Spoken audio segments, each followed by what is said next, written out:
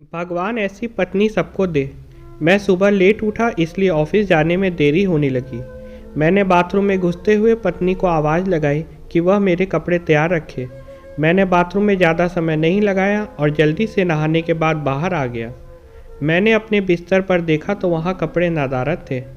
मैंने गुस्से के स्वर में फिर से पत्नी को आवाज़ लगाई। शायद वह किचन में थी, मेरे लिए खाना तैयार कर रही होगी, इसलिए उसको मेरी आवाज़ नहीं सुनाई पड़ी, या फिर कुकर की उठती तेज़ सीटी में मेरी आवाज़ दब गई होगी। इस बार मैंने गुस्से के साथ और तेज़ आवाज़ लगाई, लेकिन किचन से बड़ा प्यारा सा रिप्लाई आई। मैंने गुस्सा अपने चरम पे था। मुझे ऑफिस के लिए लेट हो रहा था। मैं अंदर से बुरी तरह जलाया हुआ था। तभी पत्नी मेरे कमरे में आ जाती है और वह सीधे अलमीरा की तरफ बढ़ जाती है। मेरे मन में सवाल आया कि क्या उसने मेरी आवाज़ को सुना था या फिर सुनकर अनसुना कर दिया था।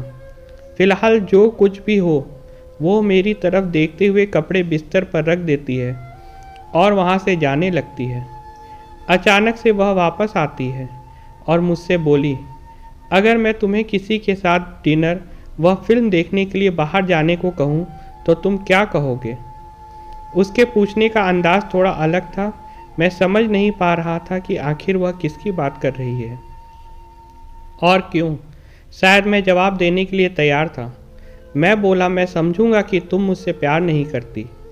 शायद उसने गुस्से अथवा प्यार से मेरी तरफ देखा, लेकिन फिर अगले ही पल अपने होठों पर हल्की सी आती हुई मुस्कान को दबाते हुए बोली, मैं आपसे प्यार करती हूँ, लेकिन यह औरत भी आपसे बेपनाह प्यार करती है, शायद मुझसे भी ज़्यादा, और आपके साथ कुछ समय बिताना चाहती है।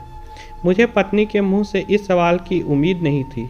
मेरे मन में एक सेकंड में हजारों सवाल ऊपर नीचे होने लगे।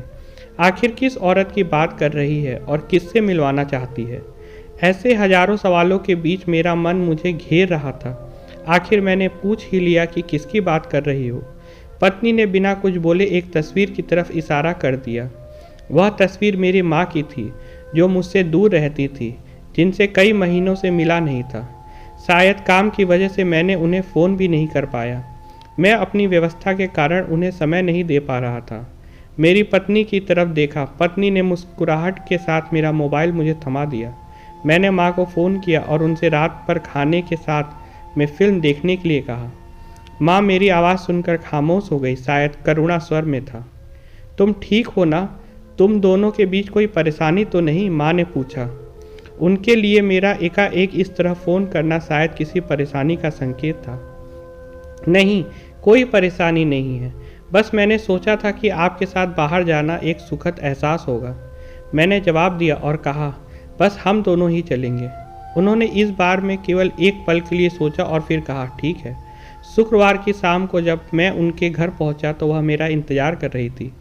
मुझे देखकर उनका चेहरा खुशी से चमक उठा, जैसे वर्षों से कोई दौलत अकस्मात मिल गई हो।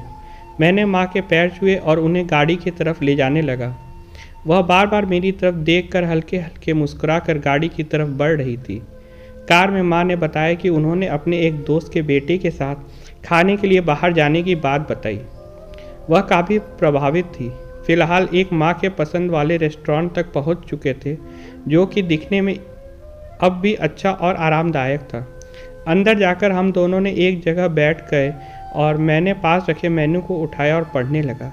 एकाएक मेरी नज़र निगाह माँ पे पड़ी। वह अभी भी मुझे देख रही थी, लेकिन इस बार वह मुस्कान गायब थी।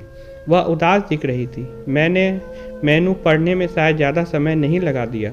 मैंने मेनू को साइड में रख दिया। मैंने माँ को खाने के लिए पूछा। उन्होंने मेनू की तरफ इशारा करके मुझसे कहा, तुम्हें याद है जब तुम छोटे थे और हमारे साथ बाहर खाना आते थे? मैं भी तेरे लिए इसी तरह मेनू गौर से देखती और तेरे लिए अच्छा सा खाना ऑर्डर करती जो तुझको पसंद था। लेकिन अब वक्त बदल गया है, महंगाई भी बहुत हो गई है। तू शायद मेनू में कुछ नया देख रहा हो। माँ का जवाब सुनकर मेरी आंखों से आंसू निकलने लगे थे, लेकिन मैंने खुद को संभाला और कहा, माँ इस बार मैं आपके लिए मेनू पढ़ना चाहता हूँ। इसके बाद मैंने एक बढ़िया सी डिश माँ के लिए ऑर्डर की। खाने के समय माँ ने मेरे बचपन से लेकर अब तक के कई किस्से सुनाए। मुझे ऐसा लग रहा था मानो मैं वापस बचपन में आ गया हूँ। मुझे उस समय इतनी खुशी हो रही थी मानो सारी कायनात इसके आगे फीकी हो। बातों ही बातों में समय का पता ही नहीं चला। मैं माँ के साथ थोड़ा और वक्त बिताना चाहता था, लेकिन अंधेरा हो चुका था और माँ को उनके घर छोड़ मुझे वापस अपने घर भी जाना था। इन शब्दों के मतलब बाद में समझ आया, लेकिन फ़िलहाल मैं माँ को लेकर उनके घर पहुँच गया। अब वक्त था माँ से विदाई लेने का।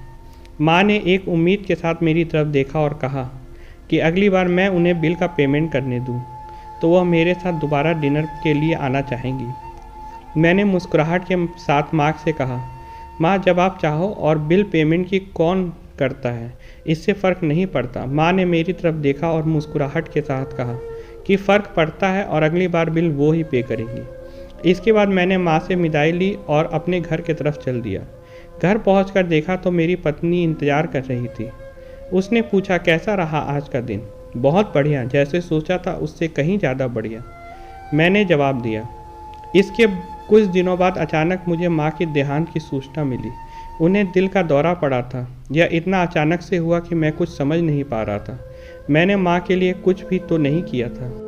मैं वापस उनके साथ समय बिताना चाहता था, लेकिन अफसोस अपने व्यस्त समय की वजह से मैं माँ के लिए समय नहीं निकाल पाया। लेकिन अब पछतावे होता क्या, जब माँ थी तब समय नहीं, और जब अब माँ नहीं तो पछतावा और अफसोस। माँ की मौत के बाद मुझे एक लिफाफा मिला। उस लिफाफे में उसी रेस्टोरेंट की एडवांस पेमेंट की रसीद के साथ माँ का एक खत, जिसमें माँ ने लिखा था, मेरे बेटे, मुझे पता नहीं कि तुम्हारे साथ दोबारा डिनर पर जाऊंगी या नहीं, इसीलिए मैंने 2 लोगों के खाने की अनुमानित बिल का एडवांस पेमेंट कर दिया है। अगर मैं नहीं जा पाऊँ तो तुम अपने पत्नी के साथ भोजन करने ज़रूर जाना। उस रात तुमने कहा था ना कि क्या फ़र्क पड़ता है। मुझ जैसी अकेली रहने वाली बूढ़ी औरत को फ़र्क पड़ता है। तुम नहीं जानते, उस रात तुम्हारे साथ समय बिताना हर पल मेरे जीवन की सबसे बेहतरीन समय में से एक था। भगवान तुम्हें सदा खुश रखे, तुम्हारी माँ।